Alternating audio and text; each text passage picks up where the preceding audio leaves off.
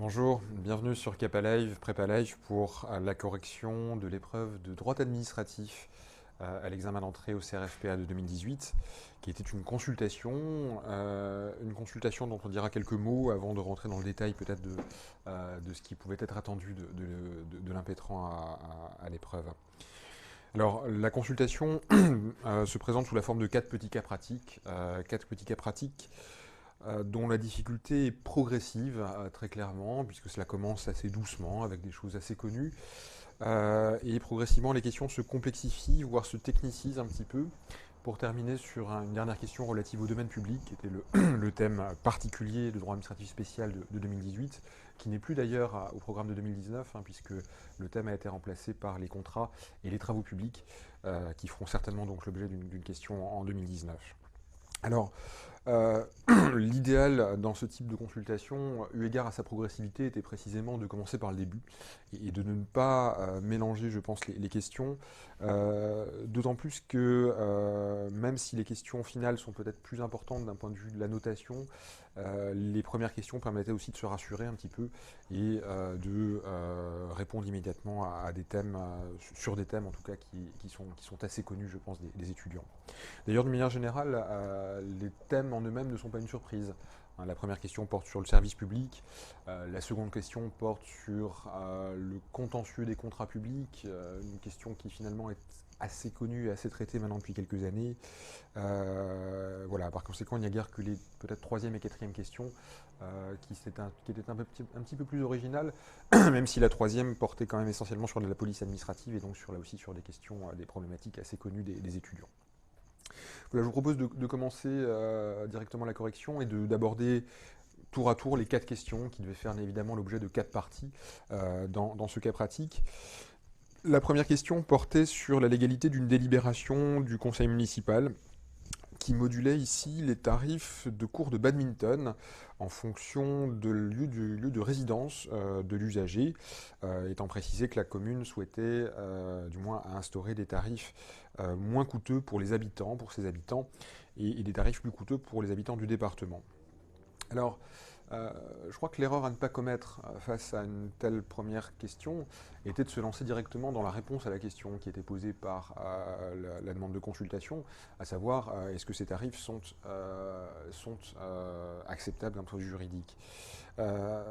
En effet, cette question appelle évidemment l'application du principe d'égalité, le principe d'égalité devant le service public précisément. Reste que pour que ce principe d'égalité devant le service public puisse trouver à s'appliquer, il faut évidemment qu'il y ait effectivement un service public en l'espèce. Et par conséquent, la première étape qu'il fallait nécessairement ici mettre en œuvre, c'était de qualifier l'activité en cause et de qualifier l'activité de service public en l'espèce. Ce n'était que dans un deuxième temps qu'il était possible de s'interroger sur la validité ici des tarifs au regard du principe d'égalité. On aura donc ces deux temps nous-mêmes, en commençant assez rapidement, un premier point par la qualification de service public de l'activité.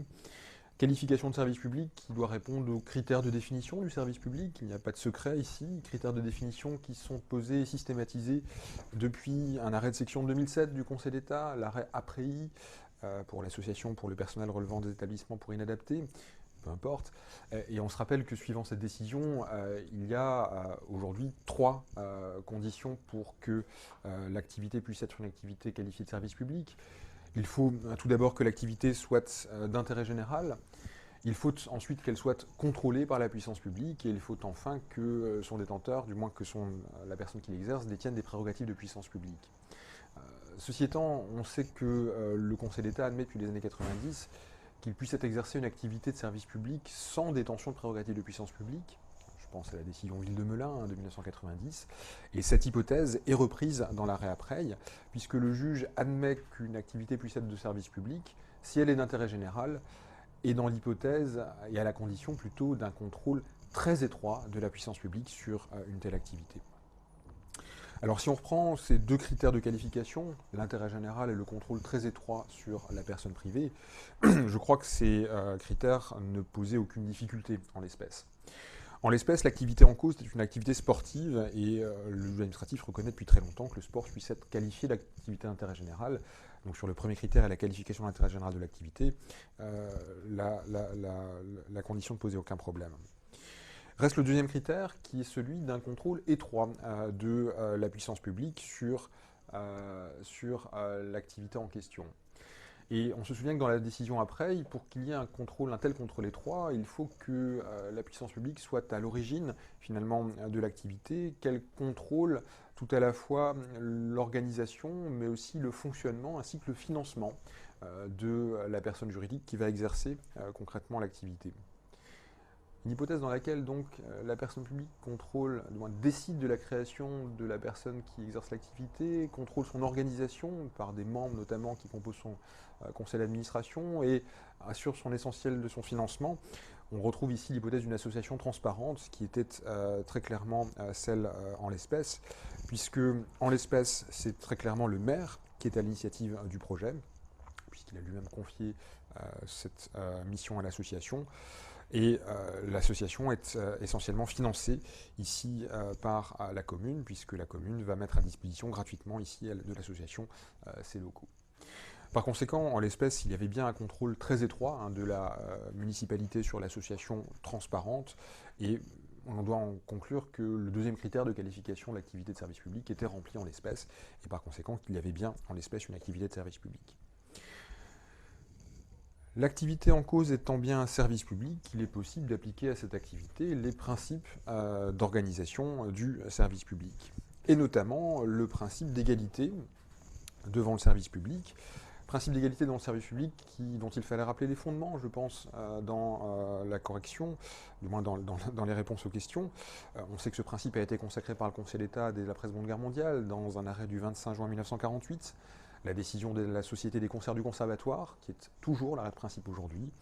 Il était possible de rappeler que ce principe a lui-même été précisé par le Conseil d'État dans une décision qui est aussi toujours d'actualité.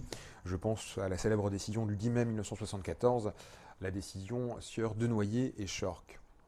Alors, cette deuxième décision, l'affaire Denoyer et Schork, nous explique quelle est la portée du principe d'égalité qui implique de traiter de manière identique des personnes placées dans une situation identique. Et à l'inverse, on sait que l'administration n'a jamais l'obligation de traiter différemment les personnes placées dans une situation différente. Ceci étant, ce principe d'égalité, on le sait, n'exclut pas des différences de traitement, dans certains cas, il n'exclut pas des discriminations qui sont autorisées dans trois hypothèses, suivant la décision de 1974, dans trois hypothèses et à une condition. Les trois hypothèses, c'est l'hypothèse tout d'abord d'une loi qui vient autoriser ces discriminations. Il n'y avait en l'espèce aucun texte législatif qui le permettait. C'est l'hypothèse ensuite d'une différence, d'un motif d'intérêt général justifiant la différence de situation.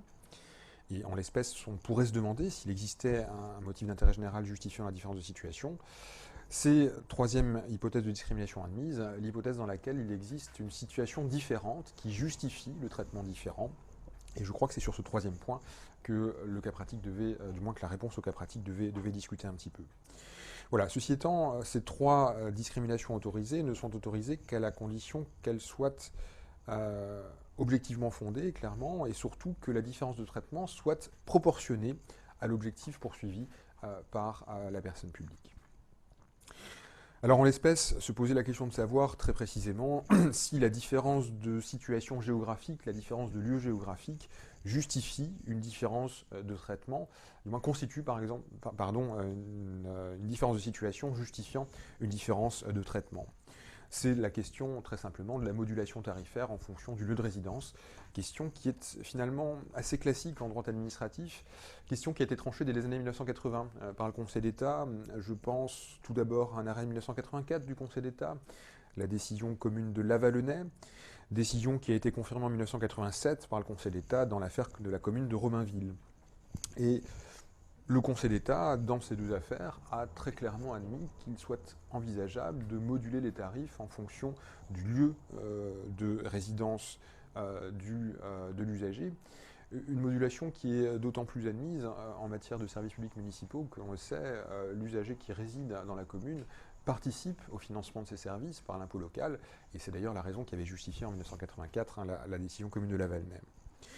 Voilà, par conséquent, on peut considérer par principe que la différence du lieu de résidence constitue une différence de situation qui justifie, au sens de la jurisprudence administrative, une différence de traitement tarifaire. Il était possible, évidemment, de se demander si la différence de traitement était proportionnée au regard de l'objectif poursuivi. Alors, sur ce point, je pense que les étudiants pouvaient en discuter. Il est important de citer la règle de la proportion. Encore une fois, la réponse même au cas pratique n'est peut-être pas la plus importante, elle est toujours moins importante que le raisonnement.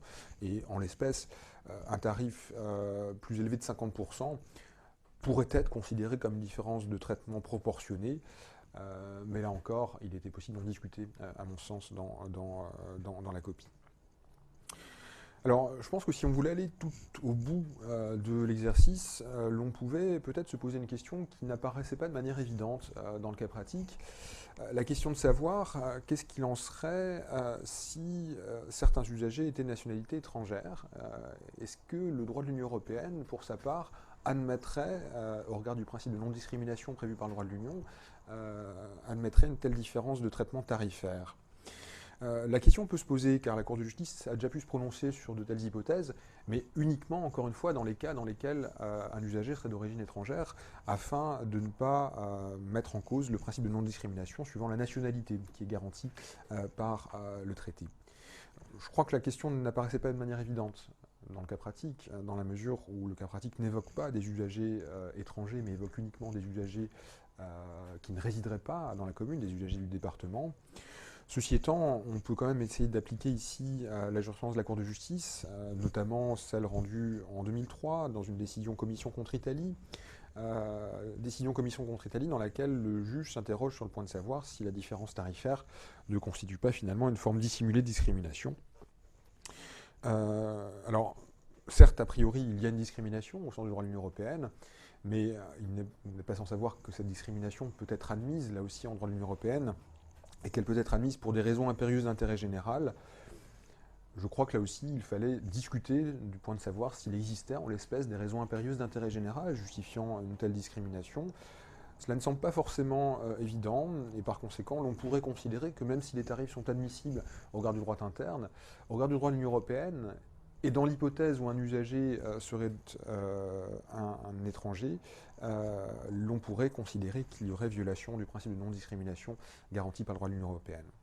Voilà, là encore, je crois que c'est un élément qui permet d'aller tout au bout du raisonnement qui était proposé par le cas pratique, la consultation, mais encore une fois, le raisonnement important pour obtenir l'essentiel des 3 points de cette première question était celui évoqué précédemment, à savoir la qualification de l'activité, mais aussi la légalité du tarif au regard du principe d'égalité devant le service public. Voilà pour la première question, la première consultation. Un deuxième exercice concerne maintenant la passation d'un marché de travaux, d'un marché public de travaux, tout du moins l'absence de passation du marché public de travaux, puisque le maire décide en l'espèce de conclure un contrat de marché public de travaux avec l'entreprise de son fils, si tant est que ce genre de choses puisse encore arriver en 2019, afin de construire précisément un nouveau terrain de sport. Et le contrat est conclu ici sans aucune publicité ni mise en concurrence, en violation flagrante ici donc des règles du droit de la commande publique. Les travaux n'ont pas encore commencé et il vous est demandé ce qu'il faut faire pour empêcher le commencement des travaux. En d'autres termes, cette question était une question un petit peu de contentieux administratif, et le contentieux administratif et la frontière entre le contentieux et le droit administratif est finalement très ténue. On sait que dans la consultation de procédures administratives contentieuses, on trouve parfois des éléments de droit administratif général, et ici, dans cette consultation de droit administratif général, on va trouver des éléments de procédures administratives contentieuses. La question était ici très claire, elle était posée de manière très précise, il n'y avait pas à la reformuler. La question était de savoir quelles étaient les voies de droit juridictionnelles qui permettaient ici à un concurrent évincé d'empêcher le commencement des travaux et donc de remettre en cause indirectement le contrat. Alors, je crois que face à cette question, il fallait d'abord s'interroger sur les voies de droit qui n'étaient pas envisageables pour le concurrent évincé. Ces voies de droit qui n'étaient pas envisageables ou qui n'étaient plus envisageables, c'est tout d'abord la voie du référé précontractuel, puis celle de l'article L551-1 du Code de justice administrative. Référé précontractuel, qui est certes ouvert aux personnes ayant un intérêt à conclure le contrat et qui auraient été lésées par un manquement dans la procédure de passation, mais cette procédure n'est ouverte qu'à la condition que le contrat n'ait pas encore été signé, et l'on sait que la signature du contrat ferme la voie du référé précontractuel. Donc ce référé précontractuel devait être évoqué, mais uniquement pour l'exclure. Ici, en l'espèce, il n'était pas envisageable. Autre voie de droit qui ne semblait pas envisageable, la contestation éventuelle d'un acte détachable préalable à la passation du contrat. Pourquoi cette voie de droit n'est plus envisageable dans cette hypothèse? Car, on va le voir, un recours de pleine juridiction est ouvert en l'espèce au concurrent évincé, le recours Tarn-et-Garonne, posé par l'arrêt du Conseil d'État d'Assemblée du 24 avril, je crois, du 4 avril, pardon, 2014, l'arrêt Tarn-et-Garonne, qui, on le sait, ferme la voie du contentieux des actes détachables dès lors que le requérant est recevable à former effectivement un recours Tarn-et-Garonne. En l'espèce, on va le constater, le recours Tarn-et-Garonne est possible, et par conséquent, le contentieux des actes détachables n'était pas ici une solution envisageable pour le requérant, même si, on le sait, ce contentieux des actes détachables n'a pas totalement disparu aujourd'hui en droit positif. Alors, ces voies de droit étant écartées, il était important aussi de s'interroger sur la formulation précise de la demande de consultation, puisqu'on vous demandait comment empêcher le commencement des travaux. Et par conséquent, je crois qu'il fallait de manière générale écarter tout recours au fond, dès lors qu'un recours au fond qui prend du temps, ici, n'aurait pas permis d'empêcher le commencement des travaux et donc d'empêcher le commencement d'exécution, ici, du contrat de marché public de travaux. D'où la question de savoir, finalement, quel recours, ici, était envisageable. Je crois que, très clairement, deux recours étaient possibles. Il était possible de s'interroger sur l'éventualité d'un référé contractuel, tout d'abord. Et il était possible, en outre, et c'est important, de s'interroger sur la mise en œuvre d'un référé suspension fondé sur la jurisprudence Tarn-et-Garonne, un référé suspension Tarn-et-Garonne, précisément. Et ce seront les deux procédures que je vous propose d'examiner tour à tour.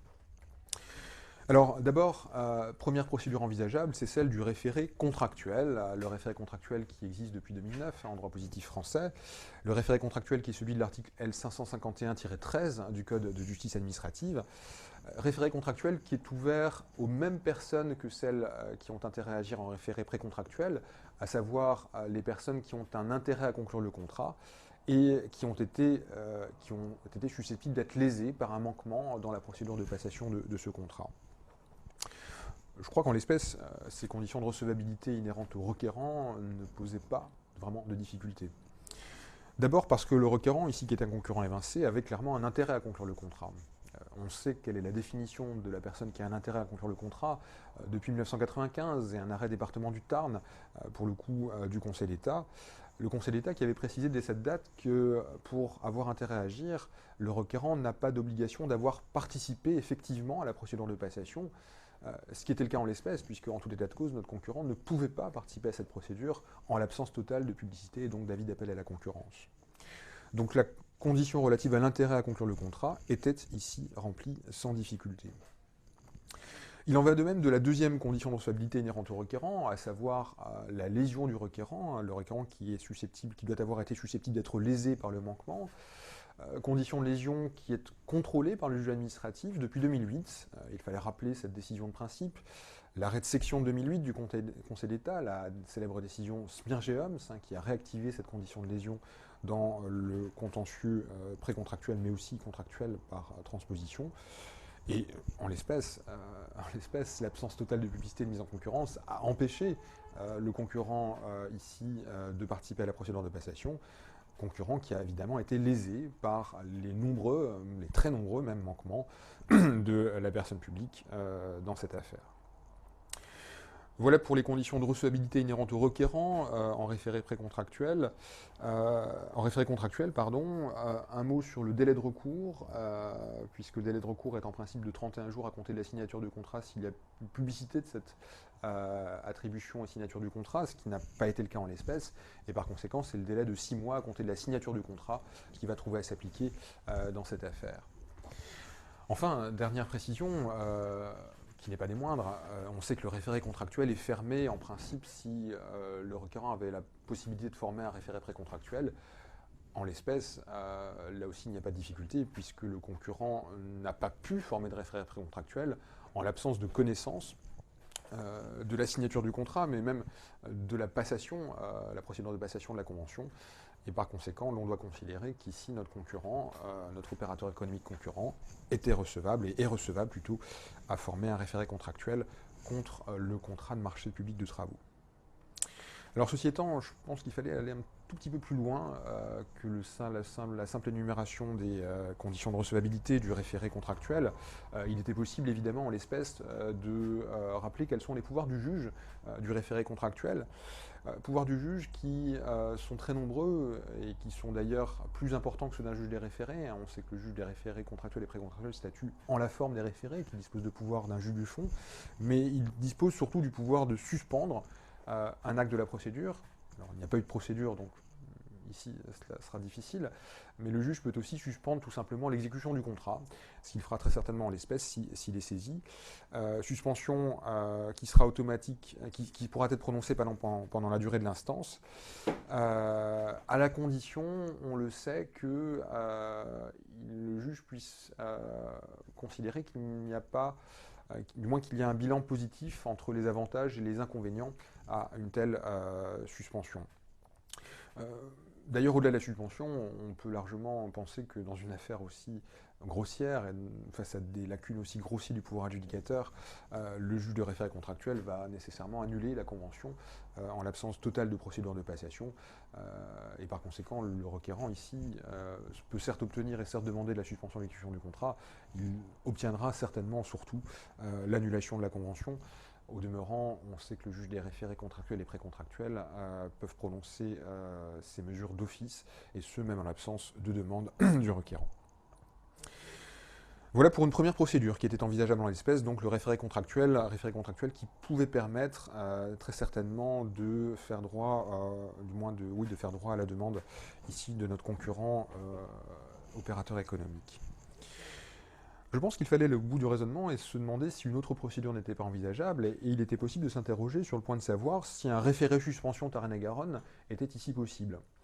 Référé suspension Tarn-et-Garonne qui obéit aux conditions du référé suspension de L551-1 donc du Code de justice administrative, à la condition bien évidemment que le recours Tarn-et-Garonne soit ouvert ici au requérant. Alors il fallait citer l'arrêt d'Assemblée de 2014 à Tarn-et-Garonne qui définit et délimite le recours de pleine juridiction, l'action en contestation donc, de la validité du contrat. Je crois que c'était peut-être la seule jurisprudence d'ailleurs importante à citer ici. Les jurisprudences postérieures comme l'arrêt Guirette de 2016 ou encore l'arrêt Serba de 2018 apportent des précisions qui n'étaient vraiment pas utiles ici pour la résolution du cas pratique, et par conséquent il était possible de se focaliser uniquement sur Tarn-et-Garonne. Tarn-et-Garonne qui est un recours de pleine juridiction ouvert à tout tiers au contrat. Notre concurrent évincé en fait partie bien évidemment, et notre concurrent évincé ici était recevable à former un recours Tarn-et-Garonne au fond. Recours au fond recevable, ce qui implique peut-être la recevabilité d'un référé suspension fondé sur la jurisprudence Tarn-et-Garonne. Le juge l'a admis en 2014, et comme il avait admis sous l'empire du recours tropique, il est possible de coupler le recours à Tarn-et-Garonne au fond à une demande de suspension de l'exécution du contrat dans l'attente précisément du jugement au fond du juge du contrat sur la convention litigieuse. Alors par conséquent, ici, il fallait se demander très simplement si les conditions du référé suspension de l'article L521-1 du CJA étaient remplies en l'espèce. Ces conditions, on les connaît bien. Il s'agit d'une part de l'urgence qui s'apprécie de manière qualitative, on va le voir. Il s'agit en outre de l'existence d'un doute sérieux quant à la légalité de la décision attaquée. Alors sur la deuxième condition, le doute sérieux sur la régularité de la convention, je crois que cette deuxième condition ne posait aucune difficulté en l'espèce, puisqu'il y avait une violation ici flagrante du droit de la commande publique. Le marché a été conclu en l'absence totale de mise en concurrence, et par conséquent, il était possible là aussi de conclure au fait que cette première condition était remplie. Quant à l'urgence, les choses sont un petit peu différentes. Elles sont un petit peu différentes car l'urgence en référé suspension s'apprécie non pas de manière temporelle, il ne faut pas une urgence à intervenir rapidement en quelque sorte, elle s'apprécie de manière qualitative, hein, comme l'a jugé le Conseil d'État dès 2001 dans ses premières applications de L521-1. Il faut qu'il y ait finalement une atteinte importante à l'un des intérêts en présence, à savoir l'intérêt public, l'intérêt général, mais aussi ou encore l'intérêt du requérant. Et le juge doit effectuer un bilan au moment de l'appréciation de l'urgence, un bilan entre l'atteinte aux différents intérêts en présence. Alors certes, en l'espèce, il y a une violation caractérisée du droit à la commande publique, et cette violation a empêché très clairement notre concurrent de soumissionner et de présenter sa candidature à la passation du contrat de marché de travaux. Donc il y a eu certes une atteinte aux intérêts du requérant. Ceci étant, la démonstration de l'urgence n'est pas chose aisée. Et la jurisprudence, mais là pour le coup c'est quand même la petite jurisprudence en droit des contrats, est hésitante à admettre facilement que l'urgence soit remplie. Alors je crois qu'il faudra se rassurer, hein, je crois que les correcteurs n'attendaient pas ici une connaissance extrêmement précise de la jurisprudence d'application de L521-1 en matière de droit des contrats. Ce qui était attendu, c'était avant tout un raisonnement qui permettait de discuter ici de l'urgence à suspendre l'exécution de la Convention. Si l'on s'en tient à la seule jurisprudence, l'on constate qu'en jurisprudence, le juge considère assez fréquemment que la seule violation des obligations de publicité de mise en concurrence ne suffit à établir l'urgence. C'est un moyen qui permet de démontrer la lésion éventuelle du requérant, mais c'est un moyen qui ne caractérise pas en lui-même l'urgence. D'ailleurs, la perte de chance d'obtenir un marché n'est pas non plus caractéristique de l'urgence. Et par conséquent, il y avait clairement ici un doute sur le fait que la condition d'urgence soit remplie. Je crois que l'impétrant se devait d'évoquer ce doute et se devait de conseiller ici le requérant, le concurrent, en lui conseillant non pas de former les deux recours, qui peuvent être cumulés certes, mais ce n'est pas le plus intéressant, mais de former essentiellement un référé contractuel qui était en l'espèce clairement recevable. Voilà, si ces éléments étaient évoqués, il était possible d'obtenir les 4 points attribués pour cette deuxième question. Deuxième question, on le voit, qui n'est pas vraiment trop complexe, qui fait appel à des connaissances assez classiques finalement du droit administratif général. C'est pour cette raison que je crois qu'il fallait s'attarder sur cette deuxième question, comme sur la première, qui permettait facilement d'obtenir des premiers points. On en arrive à la troisième question. La troisième question qui, elle aussi, était abordable dans une certaine mesure, mais qui posait peut-être des difficultés particulières. La troisième question portait sur la volonté du maire de réduire à 30 km/h la vitesse dans certaines parties de la commune, et sa volonté, plus précisément encore, d'organiser une consultation municipale quant à cette réduction de la vitesse autorisée. Question qui était notée sur 5 points, ce qui semble assez important eu égard à la difficulté peu évidente que posait la question en général. Alors, ce qui apparaît évidemment, et ce qui est suggéré d'ailleurs par les auteurs de la consultation, ce qui apparaît évidemment, c'est que pause, je n'ai plus de batterie.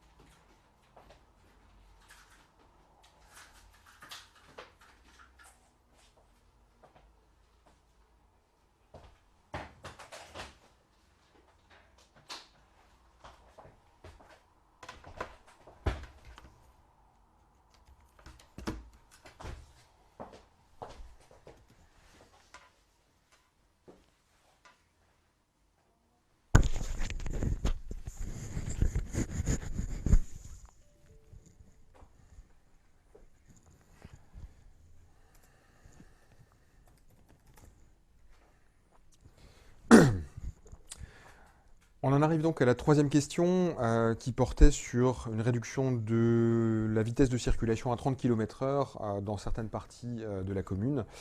Là aussi, une troisième question qui portait sur un thème assez connu, celui de la police administrative, mais une troisième question qui était quand même notée sur 5 points, ce qui laisse à penser que finalement, ce qui était attendu de l'étudiant, ce n'est pas seulement de répondre précisément à la demande de consultation de la personne qui venait vous voir, mais d'envisager finalement toutes les questions, toutes les sous-questions finalement qu'appelait la consultation.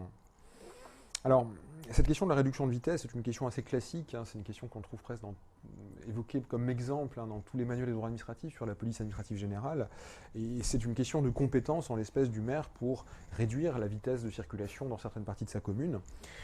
Cette question était celle qui était posée explicitement par l'énoncé du cas pratique. Mais cette question en appelait nécessairement une autre qui était celle de savoir finalement par quelle voie de droit il était possible, dans un deuxième temps, de contester effectivement la décision.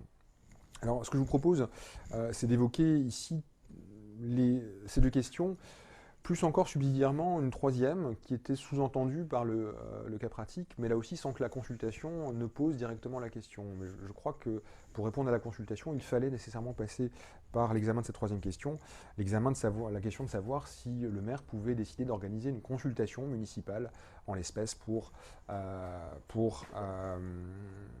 demander aux électeurs de sa commune de se prononcer sur cette réduction de vitesse. Alors, trois temps ici, la compétence du maire pour réduire la vitesse dans certaines parties de la commune, la possibilité de demander l'organisation d'une consultation, voire d'un référendum municipal, et enfin, troisième temps, la question des voies de droit envisageables dans une telle hypothèse. Alors on commence, premier point, par ce qui me semblait à mon sens ne me poser aucune difficulté, la question de la compétence du maire, ici, pour réduire de 50 à 30 km/h la vitesse de circulation dans certaines parties de sa commune. Les auteurs de la consultation considèrent que cette compétence ne relève pas du maire, mais du préfet, et que seul le préfet serait ici disposé à effectuer une telle limitation de vitesse. Très clairement, il fallait rappeler ici le pouvoir de police générale du maire, celui de l'article L 2213-1 et suivant du Code général des collectivités territoriales, pouvoir de police générale du maire qui inclut la police de la circulation, qui est d'ailleurs rappelée par le Code de la route, et le maire, on le sait, suivant ces dispositions, exerce la police de la circulation sur les routes nationales et départementales, ainsi que sur les voies de communication à l'intérieur de l'agglomération, sous réserve des pouvoirs dévolus au préfet sur les routes à grande circulation. Donc, a priori, la compétence du préfet ici n'a rien d'évident, et la vraie question qui se pose, c'est celle de savoir si finalement le maire pouvait ici réduire une limitation de vitesse qui avait déjà été posée au niveau national, ici, par l'autorité de police nationale, qui limite cette vitesse de circulation à 50 km/h sur les voies urbanisées dans les voies urbanisées de la commune. Cette question, c'est une question classique de concours de police administrative générale.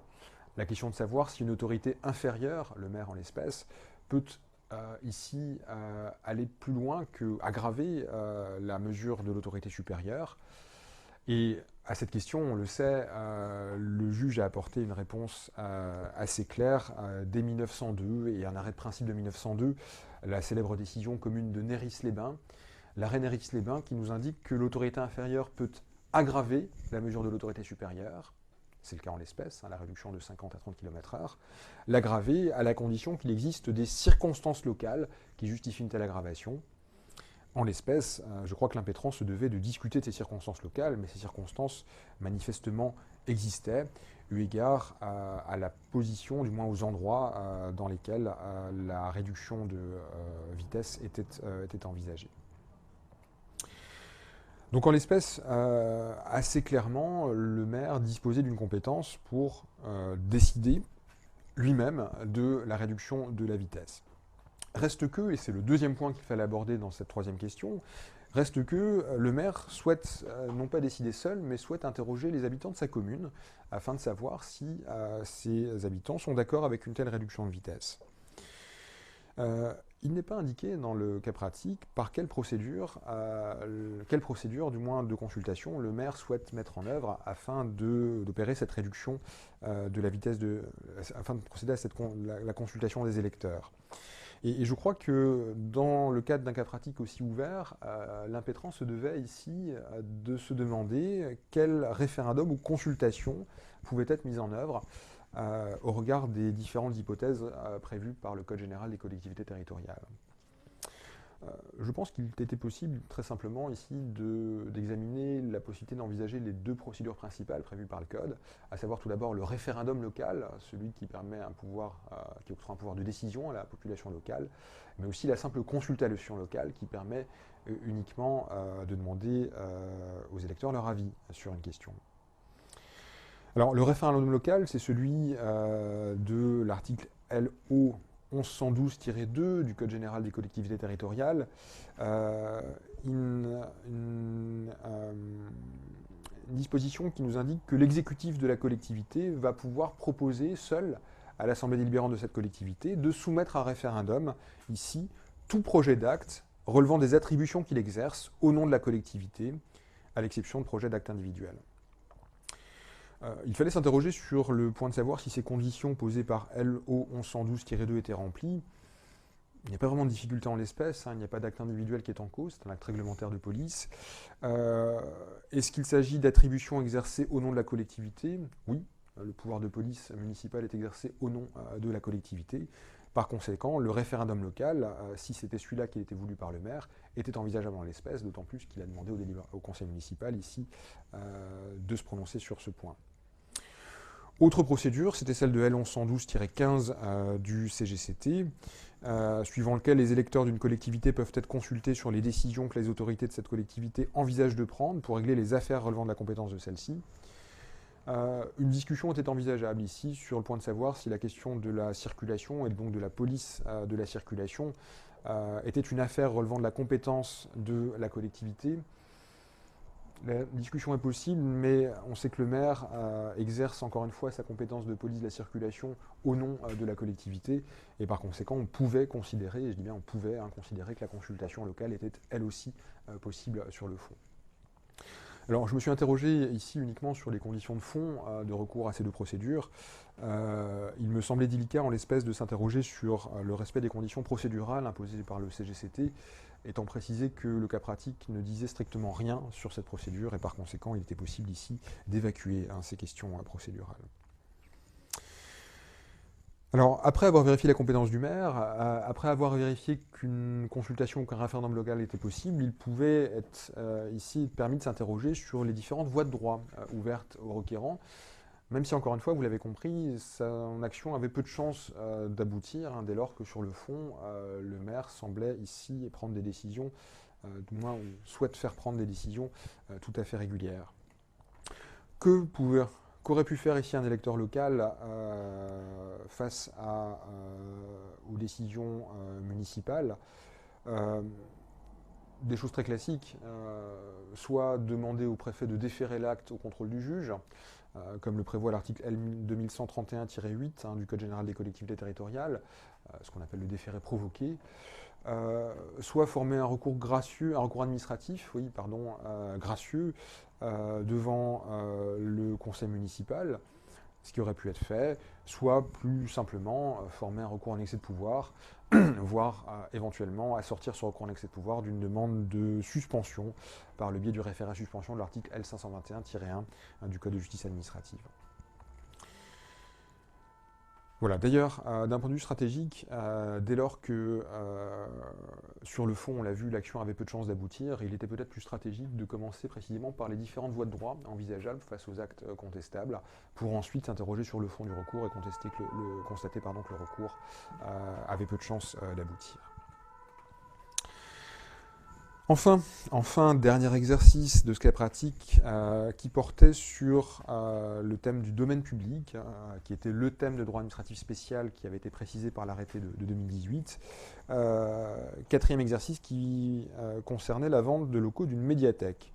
Et vous avez ici la conservatrice, je crois, de la médiathèque, qui souhaite éviter à tout prix que les locaux de la médiathèque ne soient vendus dans l'attente de la réaffectation de la médiathèque dans un autre endroit.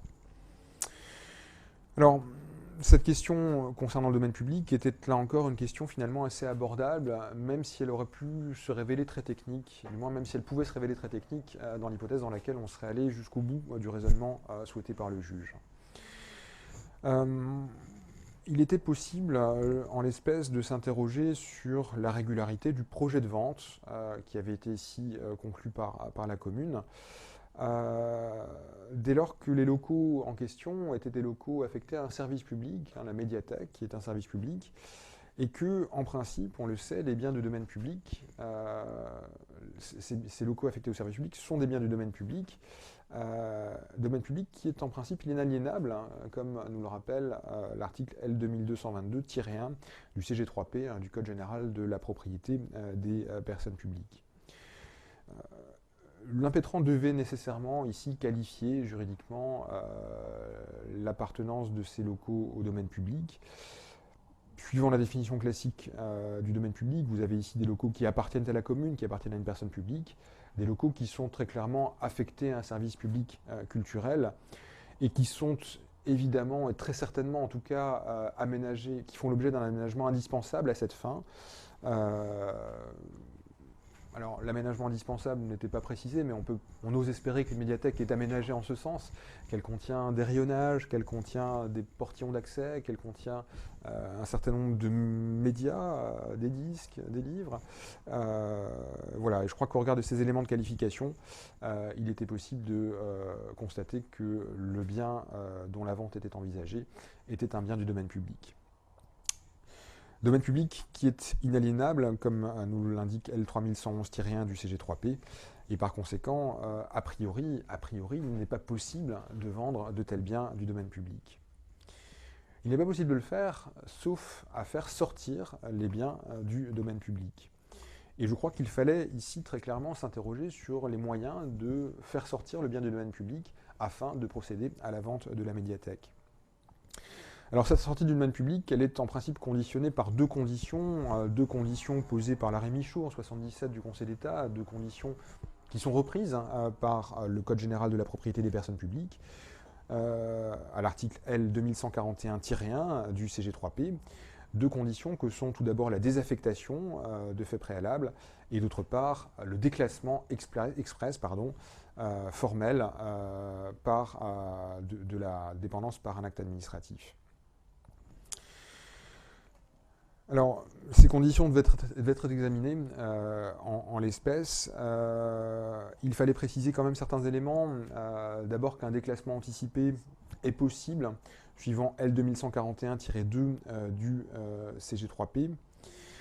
Ensuite, que le CG3P prévoit depuis 2017, et je crois que cette disposition se devait d'être évoquée en raison précisément de la réforme de l'ordonnance du 19 avril 2017, le CG3P prévoit dans son article L3112-4 la pratique des promesses de vente conclues sous conditions suspensives de désaffectation, lorsque la désaffectation a d'ores et déjà été décidée et qu'elle est imposée par les nécessités du service public ou l'usage direct du public.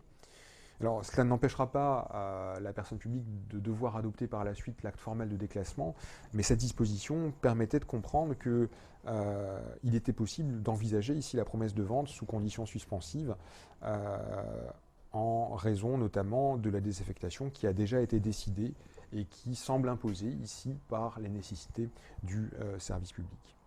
Certes, les locaux ne sont pas désaffectés, et certes la médiathèque n'a pas encore déménagé, mais les nécessités du service public peuvent justifier ici le déclassement du bien, et par conséquent, il est envisageable de considérer que la désaffectation puisse être admise suivant L3112-4 du CG3P. Voilà, concernant l'acte formel de déclassement, celui-ci n'a pas encore été adopté, mais le cas pratique n'était pas très clair sur la portée de la délibération du 13 août 2018, et par conséquent, il fallait s'interroger ici sur la portée réelle de cette délibération. Voilà, pour être complet, il était possible en outre de s'interroger sur un éventuel déclassement anticipé du bien, un déclassement anticipé qui est possible suivant l'article L2141-2 du Code général de la propriété des personnes publiques. Là encore, l'acte n'ayant pas adopté de déclassement formel, il n'est évidemment pas possible de considérer que cette disposition pouvait être appliquée en l'espèce. Voilà, au final, on doit considérer que la promesse de vente est licite si, encore une fois, il y aura eu une désaffectation effective des locaux de la médiathèque, s'il y a eu un déménagement effectif, et si le conseil municipal adopte une délibération qui constate formellement cette désaffectation par un acte explicite de déclassement. Si les deux conditions sont réalisées, les locaux pourront relever du domaine public et pourront donc être vendus. On est donc en face de biens qui relèveront du domaine privé de l'administration et donc d'une promesse de vente d'un bien du domaine privé. Il ne fallait pas se méprendre sur la portée juridique d'un tel acte. On parle ici bien d'un contrat de droit privé, un contrat de droit privé dont un contrat qui sera un contrat de droit privé. Je crois qu'il y avait encore un autre élément qui était ici, qu'il fallait ici envisager, même si le cas pratique ne l'évoquait pas explicitement. L'on parle ici d'un bien du domaine privé et l'on sait que le juge administratif encadre largement le prix de vente des propriétés publiques, même de nature de droit privé, à une personne poursuivant des fins d'intérêt privé. C'est ce qu'avait jugé le Conseil d'État dès 1997 dans cet arrêt de section de 97, la décision commune de Fougerolles. C'est ce qu'avait confirmé le Conseil constitutionnel en 2010 dans cette QPC région Poitou-Charentes. Deux décisions dans lesquelles les juridictions interdisent la vente à vil prix de ces biens du domaine privé à des personnes poursuivant des fins d'intérêt privé. La vente à vil prix étant la vente à un prix inférieur à sa valeur. En l'espèce, la vente s'est bien effectuée au profit d'une personne poursuivant des fins d'intérêt privé. En l'espèce, il n'y a pas de contrepartie ni de motif d'intérêt général qui pourrait permettre de déroger au principe posé en 97. Et par conséquent, la vente se devra ici de respecter le principe. La vente devra être faite au prix du marché. Ou à défaut, éventuellement comporter des contreparties d'intérêt général ou des contreparties suffisantes, mais ces éléments ne sont pas du tout évoqués dans le cas pratique. Voilà, un dernier point concernant les éventuels recours possibles, puisque la consultation vous est demandée par, je crois, l'ancienne conservatrice, du moins la conservatrice de la médiathèque, qui ne souhaite pas changer de locaux et qui souhaite pouvoir profiter des beaux locaux dans lesquels elle est encore. Alors, plusieurs précisions sur ces recours, sur les recours contentieux, mais aussi sur l'intérêt à agir de la personne concernée. L'on parle d'un contrat de droit privé ici. Il est évident que le juge administratif n'est pas compétent pour se prononcer sur un contrat de droit privé. Et par conséquent, le recours de pleine juridiction contre un contrat de droit privé, le recours Tarn-et-Garonne, n'est évidemment pas envisageable en l'espèce. Ceci étant, il est toujours possible de contester devant le juge administratif, et ce malgré la jurisprudence Tarn-et-Garonne, les actes détachables d'un contrat de droit privé, qui sont des actes administratifs, même si le contrat en cause est un contrat de droit privé, comme l'a jugé le Conseil d'État en 2014, dans une décision commune Duchot, UCH-AUX. Et par conséquent, en l'espèce, il était possible de proposer le recours en excès de pouvoir contre la délibération du 13 août 2018, recours en excès de pouvoir donc contre l'acte détachable de la conclusion de la promesse de vente. Et c'est bien le juge administratif ici qui pourra être compétent pour s'interroger sur l'acte détachable en question. Voilà, ceci étant, d'abord, l'on sait que ce contentieux des actes détachables a une portée très faible, puisqu'il ne conduit pas très souvent à la remise en cause du contrat objet de l'acte détachable. Et dans l'affaire commune Duchot en 2014, le juge a en plus précisé que si jamais l'acte détachable était annulé, le juge de l'exécution ne pouvait que enjoindre à la personne publique de saisir le juge judiciaire afin qu'il se prononce sur le contrat. Or, en l'espèce, très clairement, on ne sait pas si le contrat est valable ou pas, et c'est le juge judiciaire, in fine, qui devra se prononcer sur le contenu de la convention en tout état de cause.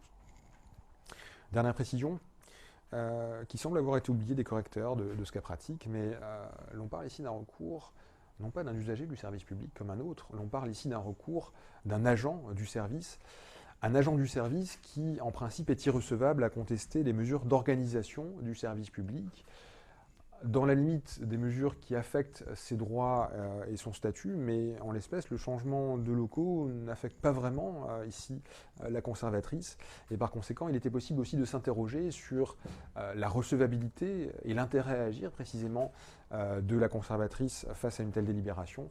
Je ne suis pas persuadé pour ma part que cette personne aurait été considérée comme ayant effectivement intérêt à agir devant la juridiction administrative pour contester l'acte détachable du contrat de droit privé. Voilà, j'espère que ces éléments de correction vous auront été profitables, qui vous auront permis de comprendre l'essentiel de ce qui était attendu à l'examen d'entrée en 2018. Vous le constatez, en droit administratif, face à ces consultations, le travail paye. Je crois que la connaissance normale de la matière permettait ici de résoudre les questions qui vous étaient posées. Je vous remercie pour votre écoute et je vous dis à très bientôt.